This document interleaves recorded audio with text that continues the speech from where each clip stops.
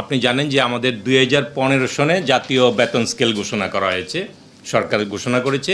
এই 2015-র পরে কিন্তু আর কোনো সরকারি কোনো খাতে কিন্তু অর্থ বৃদ্ধি হয় নাই। নতুন করে কোনো বেতন স্কেল ঘোষণা করে এবং সরকারি সকল দপ্তরেই এরপরে আর আর্থিক কোনো বৃদ্ধি হয়নি। আপনি জানেন বর্তমান অর্থনীতি প্রেক্ষাপটের কারণে এটা বৃদ্ধি পাবে, এটি একটি বিষয়। সকল সরকারি চাকরিজীবীদের জন্য দারুণ সুখবর দিল সাম্প্রতিক দেশকাল নামক একটি পত্রিকা। পত্রিকার শিরোনামে বলা হচ্ছে, নবম পে স্কেল ঘোষণার প্রস্তুতি নিচ্ছে সরকার। এই সংক্রান্ত বিস্তারিত তথ্য জানাবো আজকে ভিডিওতে। প্রিয় ভিউয়ার্স, আজকে নতুন ভিডিওতে সবাইকে স্বাগত জানাচ্ছি। আপনি যদি আমার চ্যানেলে নতুন হয়ে থাকেন তাহলে এরকম গুরুত্বপূর্ণ ভিডিওর আপডেট পেতে চ্যানেলটি সাবস্ক্রাইব করে রাখুন। ভালো লাগলে লাইক কমেন্ট করুন আর সম্পূর্ণ ধারণা পেতে পুরো ভিডিওটি না টেনে দেখুন। তাহলে শুরু করা যাক। প্রতিবেদনে বলা হচ্ছে, সর্বশেষ 2015 সালে বেতন কাঠামো ঘোষণা করা হয়েছিল, যা এখনও কার্যকর রয়েছে। তবে সে সময় স্থায়ী পে কমিশন গঠনের প্রস্তাব থাকলেও সেটি এখনও কার্যকর করা হয়নি। অন্যদিকে সরকারি কর্মচারীগণ জাতীয় পে স্কেল মোতাবেক বার্ষিক 5% হারে ইনক্রিমেন্ট পেয়ে থাকেন।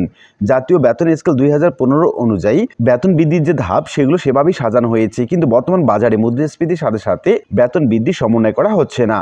গত 6 বছরে 30% বেতন বৃদ্ধি হলেও মুদ্রাস্ফীতি বা দ্রব্যমূল্য বৃদ্ধি পেয়েছে 37 থেকে 40%। এই অবস্থায় দ্রব্যমূল্য বৃদ্ধি এবং জীবনযাত্রার মান বৃদ্ধির ফলে নতুন পে কমিশন গঠনের মাধ্যমে নবম পে স্কেল ঘোষণা সহ অন্যান্য বৈষম্য দূর করার পদক্ষেপ নেওয়া অত্যন্ত জরুরি হয়ে পড়েছে। এই দাবিতে মাঠেও নেমেছেন সরকারি কর্মকর্তারা। তবে আশার কথা হলো, এরই মধ্যে সরকারি কর্মচারীদের জন্য বেতন বাড়ানোর বিষয়টি বিবেচনা করছে সরকার। এ নিয়ে সম্প্রতি গণমাধ্যমে কথা বলেছেন জনপ্রশাসন প্রতিমন্ত্রী ফরহাদ হোসেন। তিনি বলেছেন, প্রতি 5 বছর পর পর পে স্কেল ঘোষণা করা হয়, সে অনুযায়ী পে স্কেল ঘোষণার সময় হয়ে এসছে। চাকরিজীবীদের আর্থিক সুবিধা বাড়ানো সংক্রান্ত দাবি দেওয়া সরকারের উচ্চ পর্যায়ে বিবেচনায় রয়েছে। খুব শীঘ্রই এই সংক্রান্ত ঘোষণা আসবে বলে মন্তব্য করেন তিনি। এদিকে মহার্ঘ ভাতা প্রদান, নবম পে স্কেল ঘোষণার মাধ্যমে বেতন বৈষম্য নিরসন সহ 7 দফা দাবি জানিয়েছে বাংলাদেশ কর্মচারী দাবি আদায় ঐক্য পরিষদ। শনিবার 19 মার্চ জাতীয় প্রেস ক্লাবে এক সংবাদ সম্মেলনে এসব দাবি জানানো হয়েছে। সংবাদ সম্মেলনে জানানো হয়, পে কমিশন গঠন করে নবম পে স্কেল বাস্তবায়ন করতে হবে। পে স্কেল বাস্তবায়নের আগে অন্তর্বর্তীকালীন কর্মচারীদের জন্য 50% মহার্ঘ ভাতা দিতে হবে। 1973 সালে বঙ্গবন্ধু ঘোষণা অনুযায়ী 10টি ধাপে বেতন স্কেল নির্ধারণ সহ পে কমিশনে কর্মচারী প্রতিনিধি রাখতে হবে। সচিবালয়ের ন্যায় সব দপ্তর, অধিদপ্তর, পদ পদবি পরিবর্তন সহ এক এবং অভিন্ন নিয়োগ বিধি প্রণয়ন করতে হবে।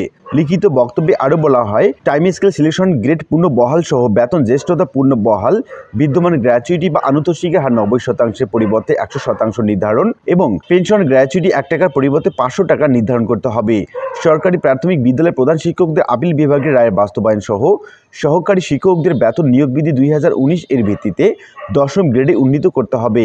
আউটসোর্সিং পদ্ধতি বাতিল করে উক্ত পদ্ধতিতে নিয়োগ করা এবং উন্নয়ন খাতে কর্মচারীদের রাজস্ব খাতে স্থানান্তর করতে হবে। এছাড়া কর্মরত কর্মচারী সহ সকল পদে কর্মকর্তাদের পদোন্নতি এবং 5 বছর পর পর উচ্চতর স্কেল প্রদান করতে হবে।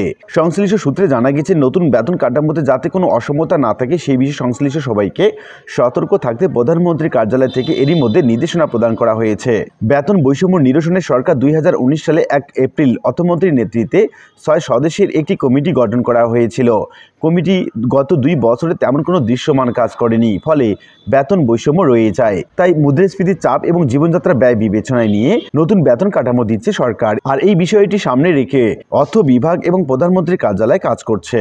সংশ্লিষ্ট সূত্রে জানা গেছে, নতুন বেতন কাঠামো দিয়ে সরকার কর্মকর্তাদের খুশি রাখতে চায়। বেতন বাড়ালে আওয়ামী লীগের প্রার্থীদের জন্য নির্বাচনে উদ্দীপনা সৃষ্টি হতে পারে বলেও অনেকে মতামত প্রকাশ করেছেন।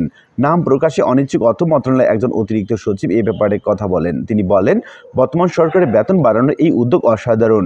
সরকারি কর্মচারীদের আয় খুবই সীমিত এবং স্থির, এজন্য নতুন বেতন কাঠামো প্রয়োজন। আশা করছি আগামী 1 জুলাই এর মধ্যে সরকার নতুন বেতন কাঠামো দিতে পারে। এদিকে নবম পে স্কেল বাস্তবায়ন না হওয়া পর্যন্ত আন্দোলন চালিয়ে যাওয়ার ঘোষণা দিয়েছেন সরকারি কর্মকর্তা কর্মচারীরা। এরই মধ্যে 7 দফা দাবি আদায়ের পরবর্তী কর্মসূচি ঘোষণা করছে তারা। ঘোষণা অনুযায়ী আগামী 1 এপ্রিল চট্টগ্রাম, 8 এপ্রিল সিলেট বিভাগ, 9 এপ্রিল ময়মনসিংহ বিভাগ, 15 এপ্রিল বরিশাল বিভাগ, 16 এপ্রিল খুলনা বিভাগ, 13 মে রংপুর বিভাগীয় সমাবেশ করা হবে। আগামী 20 মের মধ্যে 7 দফা দাবি বাস্তবায়নে যথাযথ পদক্ষেপ গ্রহণ করা না হলে 27 মে কেন্দ্রীয় মিরানে মহাসমাবেশের কঠোর থেকে কঠোরতম কর্মসূচি ঘোষণা করা হবে।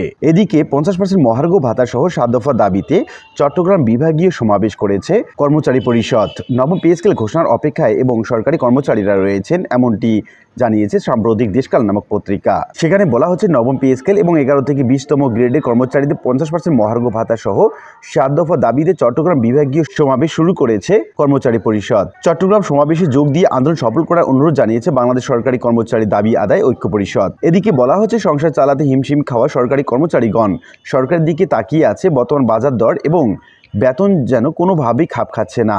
ধার দেনায় ডুবছে 11 থেকে 20তম গ্রেডের কর্মচারীরা। আবার এদিকে নবম পে স্কেল ঘোষণা এবং বর্তমান বাজার ব্যবস্থা অনুযায়ী পে স্কেল প্রদানের আগ পর্যন্ত সর্বনিম্ন 40% মহার্ঘ ভাতা প্রদান এবং নবম পে স্কেল বাস্তবায়ন কমিটিতে 11 থেকে 20তম গ্রেডের কর্মচারী প্রতিনিধিদের অন্তর্ভুক্ত করা সহ 5 দফা দাবি জানিয়েছে 11 থেকে 20 গ্রেড সরকারি কর্মচারী জাতীয় ফোরাম। এদিকে আরেকটি সংবাদে বলা হচ্ছে সরকারি চাকরিজীবীদের বেতন ভাতা বাড়ছে।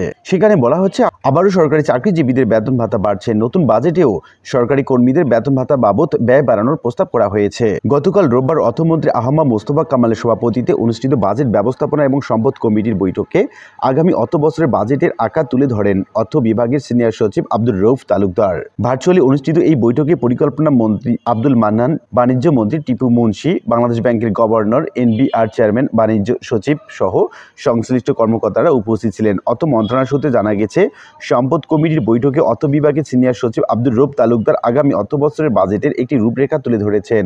এই রূপরেখাকে সামনে রেখেই চূড়ান্ত বাজেট প্রস্তুত করা হবে। আগামী 9 জুন জাতীয় সংসদে চূড়ান্ত বাজেট পেশ করবেন অর্থমন্ত্রী। তবে 9 জুনের আগ পর্যন্ত এই রূপরেখায় সংযোজন বিয়োজনের সুযোগ আছে এবং প্রতি বছর তা হয়েও থাকে। এতে বাজেটের আকার কিছুটা বাড়তে বা কমতে পারে। চূড়ান্ত খসড়া তৈরি করে 9 জুন বাজেট পেশের আগে প্রধানমন্ত্রী শেখ হাসিনার কাছে অনুমোদনের জন্য পাঠানো হবে। এদিকে পে স্কেল কেন জারি করার সময় হয়েছে এই সংক্রান্ত একটি প্রতিবেদন সাম্প্রতিক দেশকাল নামক পত্রিকা প্রকাশ করে। এখানে বলা হচ্ছে করোনাকাল অতিবাহিত হওয়ার পর বিশ্ব বাজারে মন্দা হয়েছে। দেশের বাজারে পণ্যের অস্বাভাবিক মূল্য বৃদ্ধি হয়েছে। তাছাড়া রাশিয়া ইউক্রেন যুদ্ধের ফলে আমদানি রপ্তানিতে বিশ্ব বাজার সহ আমাদের দেশেও ভাটা পড়ছে। চলতি অর্থ বছরেও দেশের বাজারের মুদ্রাস্ফীতি প্রায় 10% কাছাকাছি। প্রতি বছর 5% হারে সরকারি কর্মচারীদের বেতন বৃদ্ধি করা হয়। সেই হিসেবে দেখা যাবে যে প্রতি বছর যে হারে মুদ্রাস্ফীতি বা দ্রব্যমূল্য বৃদ্ধি পায় সেই হারে বেতন বৃদ্ধি হয় না। তাই দ্রব্যমূল্যের সঙ্গে বেতন ভাতাদি এখন সঙ্গতিপূর্ণ নয়। তাই পে স্কেল জারি করা আবশ্যক হয়ে পড়েছে। এছাড়া এমন বঞ্চনা হতে আশু মুক্তির কোনো পথ আপাতত খোলা আছে বলে মনে হয় না। আশা করি বিষয়টি বুঝতে পেরেছেন। আর আজকের ভিডিওটি এ পর্যন্তই। আশা করি ভিডিওটি আপনাদের ভালো লেগেছে। ভিডিওটি ভালো লাগলে লাইক কমেন্ট করতে ভুলবেন না। দেখা হবে অন্য কোনো ভিডিওতে। সে পর্যন্ত সবাই ভালো থাকবেন।